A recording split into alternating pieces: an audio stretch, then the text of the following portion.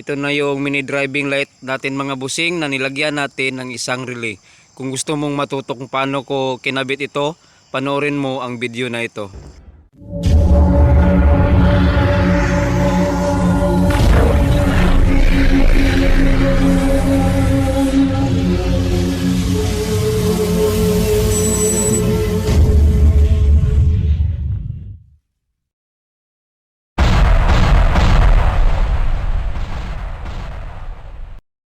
Welcome mga busing kung saan ay pwede kayong matuto sa aking channel. With 100 mga busing, kakabitan natin ng dalawang mini driving light na isang relay lang ang gamit. At pwede ito sa lahat ng klase ng motor. So ito na yung mini driving light mga busing.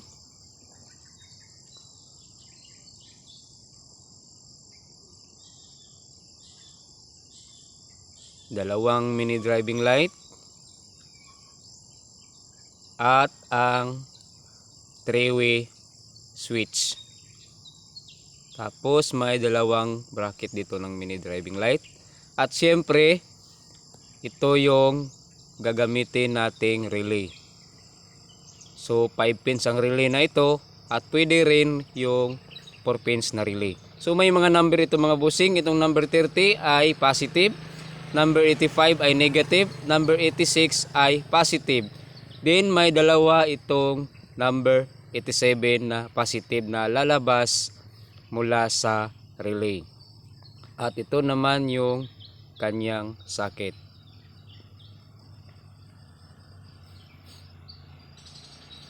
So dahil 5 pins ito mga busing, itong nasa gitna na number 87 ay puputulin na natin kasi 4 pins lang yung gagamitin natin. Tandaan mga busing, pwede ito sa lahat ng klase ng motor basta alam natin ng wiring ng ating motor.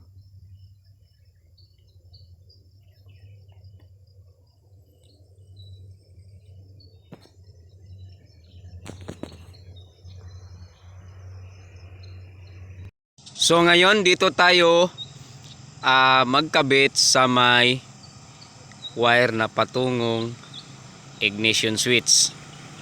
No, sayang naman kasi kung yung harness wire yung tatabasan natin. Dito na lang tayo sa wire na patungo sa ignition switch.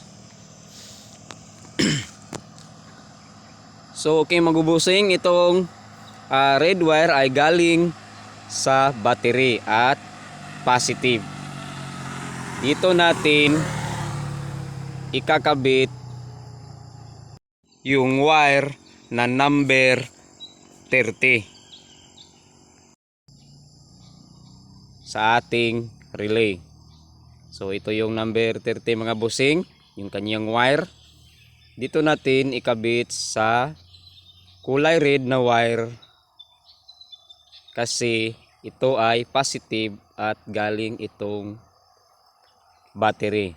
Sa mga nagtatanong busing kung safety ba yung relay natin dito at yung motor natin, safety na po siya mga busing kasi itong wire na to ay dumaan sa fuse. Kaya walang problema kung dito tayo magkabit ng ating wire. So ito na, lagyan ko na ng electrical tape para iwas grounded.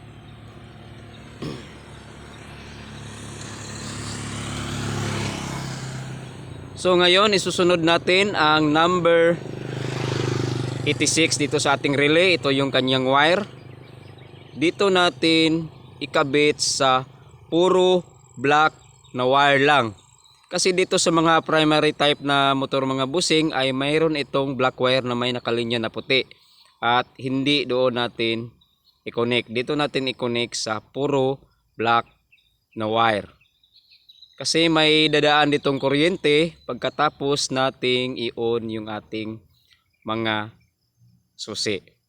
Sa ibang motor naman mga busing ay alamin lang natin yung positive na wire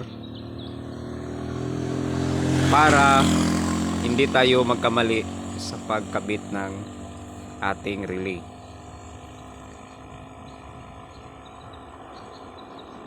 So ulitin ko mga bossing, positive ang wire na kinabitan natin na puro black wire lang, at ito ay number 86 sa ating relay.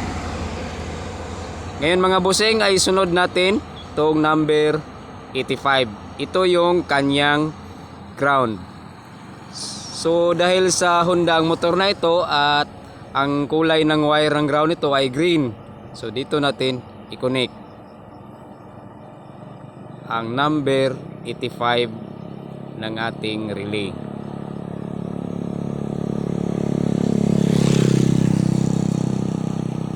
Sa ibang motor naman mga bossing ay alamin lang natin kung anong kulay ng wire ang ating ground para makabit natin itong wire ng number 85 ng ating relay.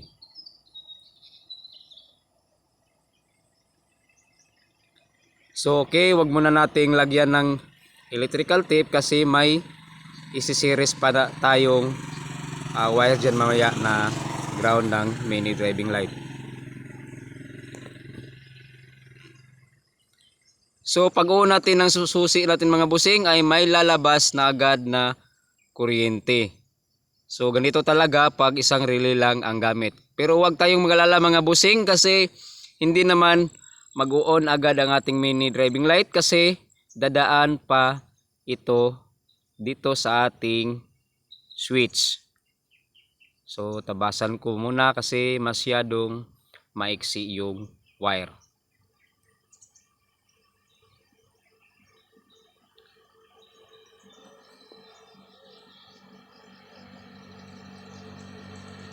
So mas maganda mga bossing kung ating wire ay mas mataas yung pagbalat natin para hindi talaga siya magkaroon ng loose contact. So sa paglagay ng mga 3-way switch natin mga bossing, tayo na lang yung bahala kung saan natin gustong ilagay. Pero Wave 100 ang motor na ito kaya dito ko siya gustong ilagay sa screw bolt ng choke. Lagyan ko lang ng plain washer para gagana pa rin yung cable ng kanyang choke.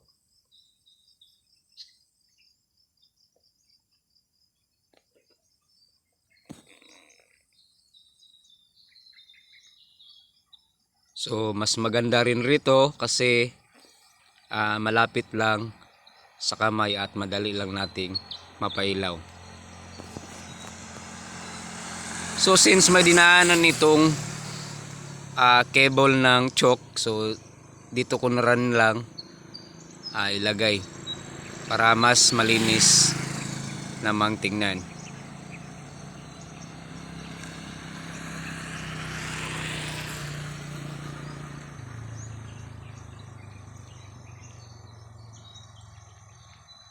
So ngayon mga bossing ay alamin natin yung accessory wire ng ating switch o yung kanyang main na pwedeng daanan ng positive na kuryente galing sa relay. So sa paghahanap nito mga bossing ay ipagpalit-palit lang natin yung wire para makuha natin yung tamang connection dito sa ating switch. So test-light natin, ayun may ilaw na mga bossing. O natin sa kabila, may ilaw din. So ito yung tamang connection mga bossing sa pagkabit ng ating 3-way switch. So ulitin ko mga bossing, ipagpalit-palit lang natin yung wire ng ating 3-way switch para makita natin yung tamang connection. Kasi hindi naman kasi lahat ng 3-way switch ay magkapareho yung kulay ng wire.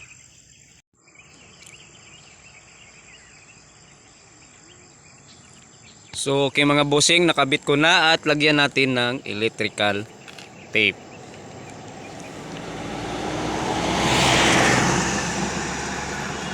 So kapag wiring mga bossing, bida talaga yung electrical tape kasi pag wala ito ay magkaroon ng grounded yung ating motor. So okay, ito na. Nakabit ko na yung main ng switch. So dito ko na rin lang ilagay yung relay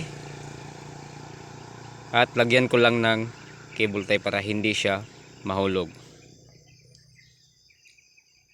So ngayon dito na tayo sa dalawang mini driving light.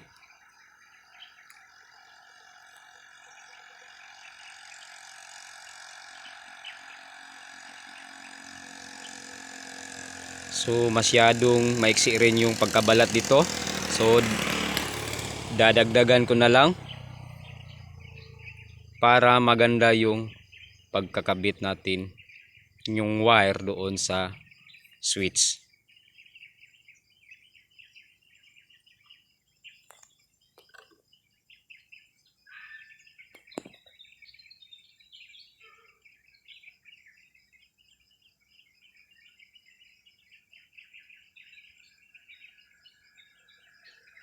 So okay, tapos ko nang nabalatan yung mga wire ng mini driving light.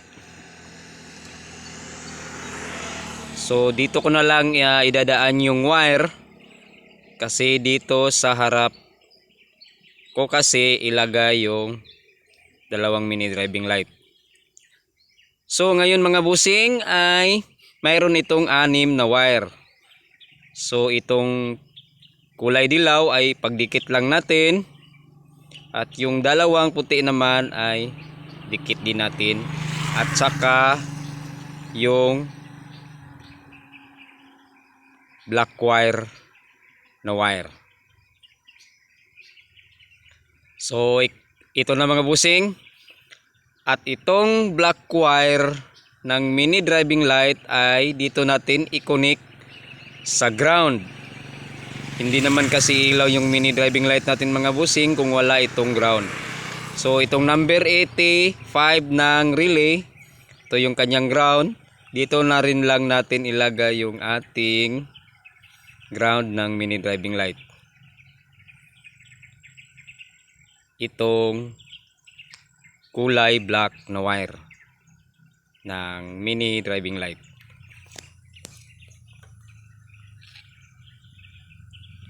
So okay, lagyan ko muna ng electrical tape.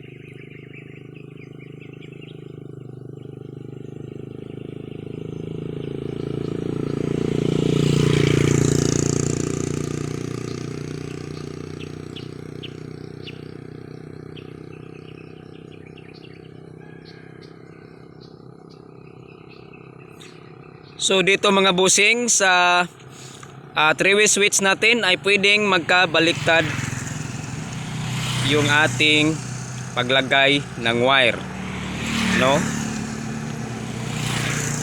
So ganito lang mga busing, wire ng 3-way switch, din wire din ng mini driving light, no? Kahit saan lang dyan sa dalawa mga busing ay walang problema kahit magkabaliktad, iilaw pa rin yung ating mini driving light.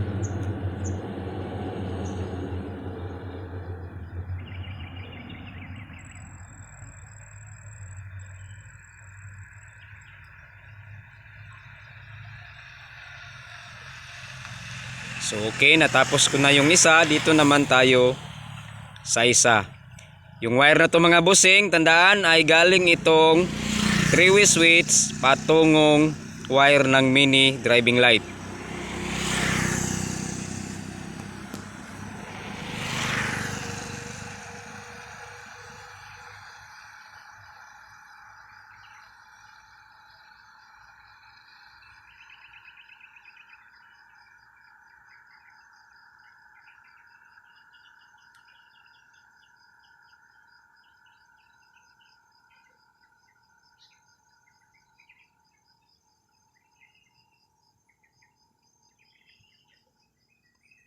So dito mga busing, kahit anong relay ay pwede nating gamitin, kahit anong brand.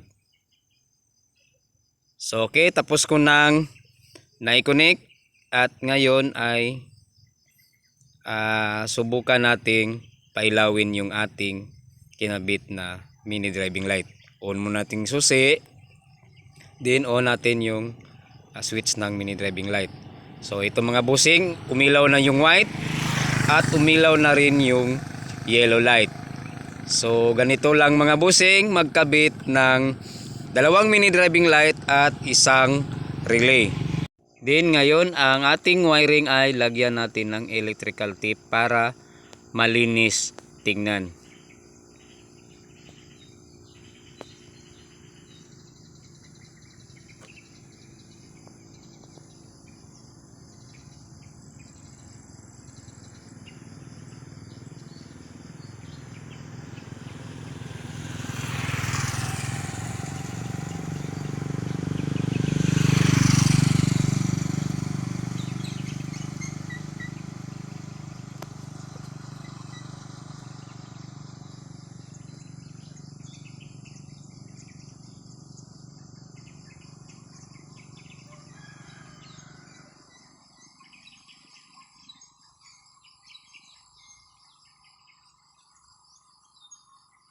So okay, kabit ko na tong dalawang mini driving light sa harapan.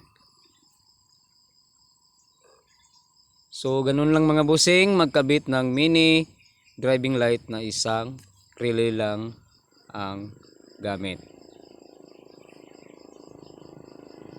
So dito sa whip ay kailangan natin ng washer para hindi sumadsad sa front cover yung bracket ng mini driving light. Sa ibang mga motor mga bossing, so kayo na lang yung pumili kung saan ninyo gustong ilagay yung mini driving light natin. Basta ang importante ay alam na natin kung paano magkabit ng dalawang mini driving light at isang relay.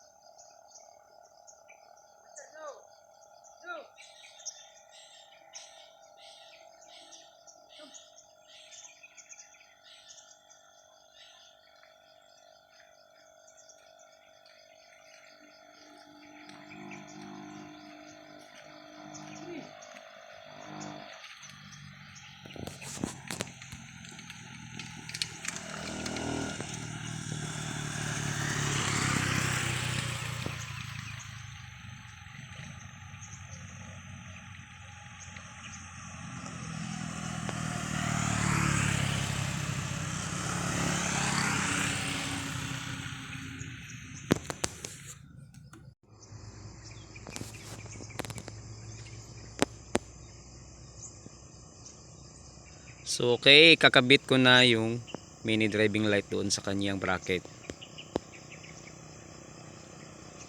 So depende na lang sa atin mga bossing kung saan natin gustong ilagay yung ilaw natin. Kung ang white ba ay sa taas at ang yellow ba ay sa baba. So nasa atin lang yung mga bossing kung anong gusto nating ilagay sa ating high and low.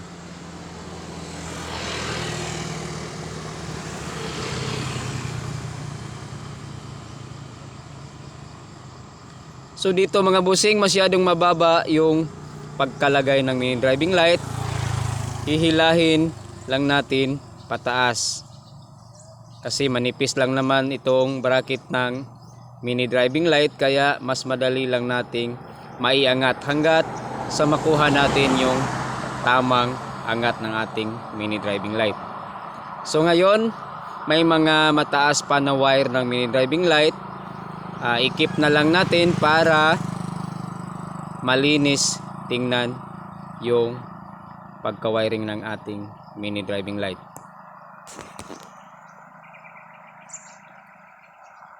Or lagyan natin ng mga cable tie. So kung nakatulong sa inyo ang video na ito mga bossing, baka pwedeng pa-subscribe naman at pindutin ang notification bell para lagi kayong updated sa mga video kong i-upload.